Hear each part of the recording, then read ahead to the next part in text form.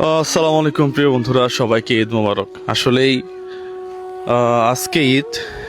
এখন বাজে কয়টা? এখন কয়টা বাজে সোহাগ? 10টা 8 বাজে। এখন পর্যন্ত আমরা গরু কাটতে পারি নাই।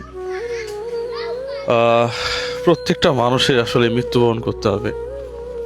দুইটা শোক সংবাদ একবারে তছনছ করে দিছে। সকালবেলা একজন ফোন দিয়ে বলল, যাকে কুমিল্লা একজন রোগী, আমরা প্রায় 8.5 লাখ টাকার মতো আপনাদের মাধ্যমে তাকে সংগ্রহ করে দিতে পারছিলাম, সে মারা গেছে আজকে ভোর 6টায়। পাশাপাশি আরেকজনকে আমরা দাফন করে এরপরে আসলাম বন্ধু।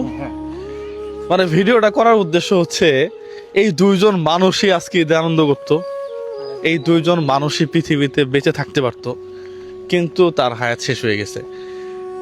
আসলে আমরা যে বেঁচে আছি, এই বেঁচে থাকাটাই হচ্ছে বোনাস। প্রত্যেক দিন সকালে ঘুম থেকে ওঠার পরের যে সময়টা, বিশ্বাস করেন, এটা টোটালি বোনাস। জাস্ট এই জন্যই ভিডিওটা করা, যে আমাদের মাঝখানে একটু একটু বোধ শক্তি আসুক। এই যে আমরা দৌড়াচ্ছি, এই যে আমরা দুর্নীতি করতেছি, এই যে আমরা চাঁদাবাজি করতেছি, এই যে আমরা রাজনীতির নামে অরাজনীতি করতেছি, ভূমি অফিস থেকে শুরু করে সব জায়গাতেই ঝামেলা। আমার মনে হয় যে প্রত্যেকটা মানুষের নৈতিকতার পরিবর্তন আসা উচিত।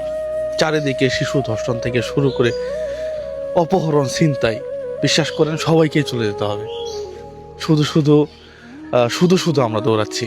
যাই হোক, এই দুইজন মানুষের জন্যই দোয়া থাকলো, আল্লাহ তাআলা যেন একজন ক্যান্সারের একেবারে ইন্টারে পড়ে, হ্যাঁ, এই রুগীটা খুব কষ্ট করে মারা গেল, আল্লাহ তাকে বেহেশত নসিব করুক। পাশাপাশি আমার চাচা, তাকেও আল্লাহ বেহেশত নসিব করুক। Thank you so much. আসসালামু আলাইকুম।